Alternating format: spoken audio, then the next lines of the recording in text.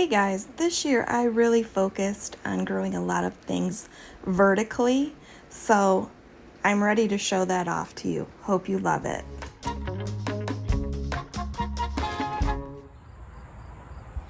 Hey guys, it is August 3rd today, and let's focus on everything that can be grown vertical. Because if you notice, I've got a lot and I've saved a lot of space here. So let's start right here with this green bean archway with two beautiful little lovebirds underneath it.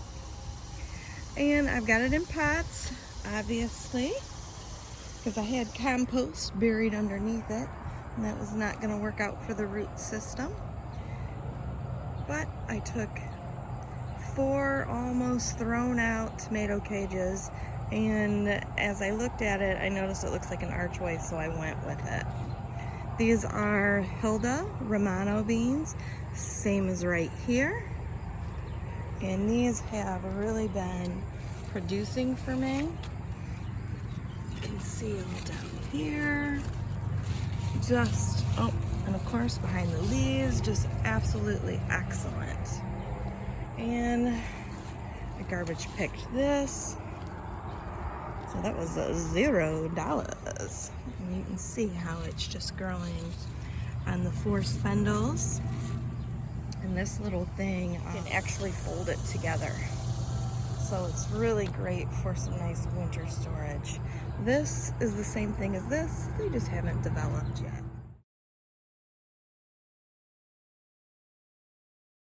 Green beans that are growing up too, stacked on large tomato cages, and that will also be happening here. Same variety, Blue Lake.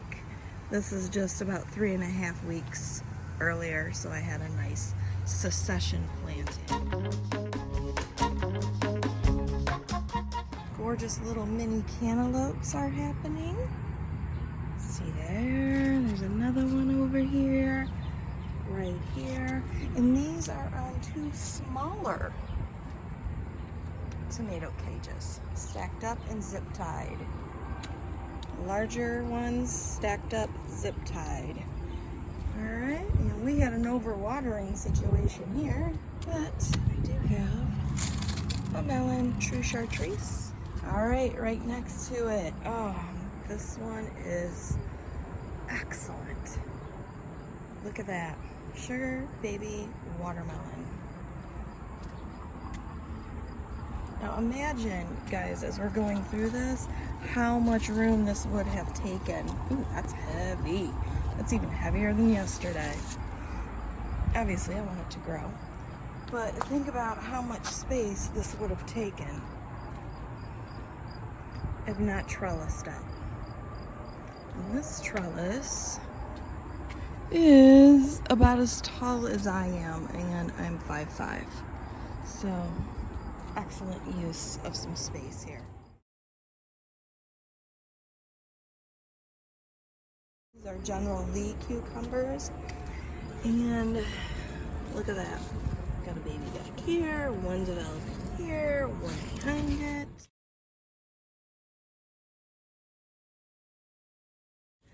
Got one over here. They're just now starting to get a little bit of some rusty spots on. Sugar baby cantaloupe. In containers, raised so the groundhogs won't get it.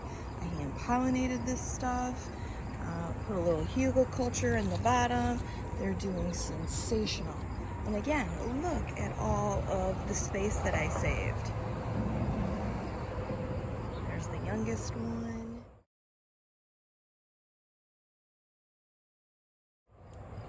Alright, you guys, this is the only melon that I left on the ground. I had planned it that way. This will be a full-size watermelon. And let me see if I can find it. Here we go. So you can see, just by example, look at how much ground space that is taking. Alright, by the way, started all of these melons here in toilet paper tubes. zucchini.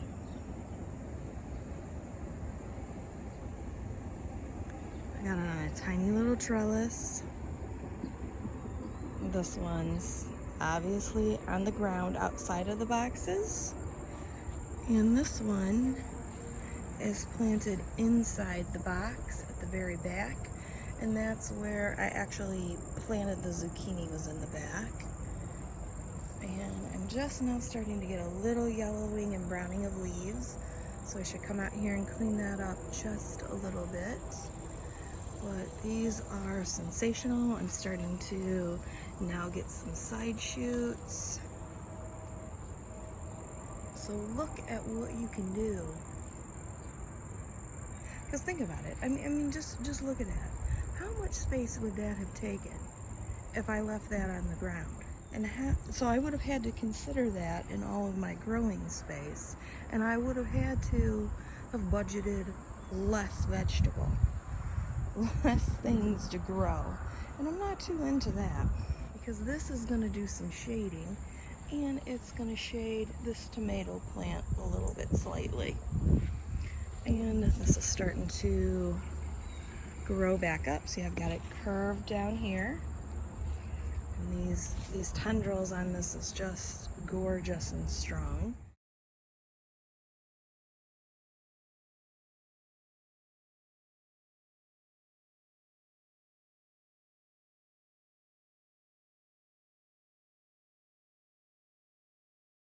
Really well for me.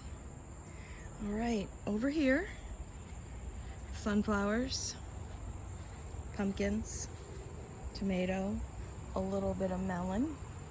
This, however, is the groundhog garden, because everything else I pepper. I leave this garden unpeppered so that they will come out here and eat this and all of these leaves. And I put lots of things out here that grow nice big leaves for them. And they seem to enjoy it. Check out my Etsy shop, T-Shirt Garden Company, featuring gardening, No Mow May, sewing, tiny house, Zen meditation designs. Link in box below. Okay, so just think about going vertical as you're planning for next year, thinking about next year. Incorporate your handrail into your gardening plans as well next year. You will not regret it. Thank you so much for watching, and I invite you again to subscribe, as I have been gardening for over 40 years and have a lot to teach, show, grow, review, experiment with, and my favorite, a specific variety everything deep dive. So let's try new things together, mix it up, and have a glorious day.